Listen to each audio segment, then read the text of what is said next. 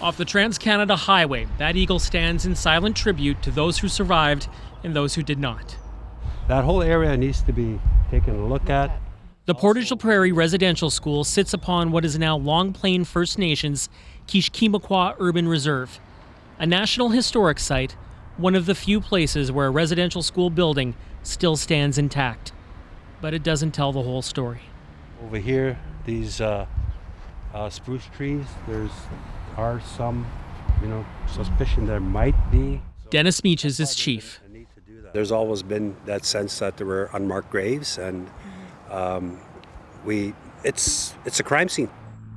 So far, radar scans haven't found a grave here. Meaches is determined to have the entire area examined.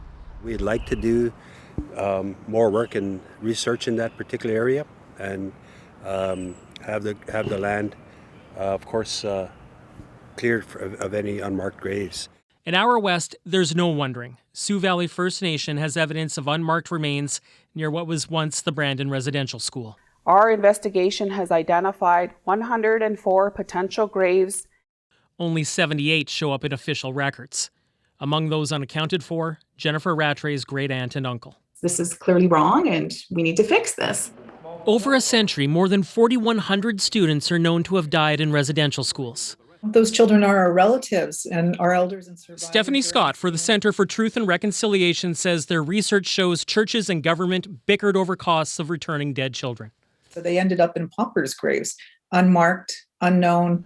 Ottawa says more than $30 million has been marked to help with research and searches. So far, very little of that money has actually been spent. Cameron McIntosh, CBC News, Winnipeg.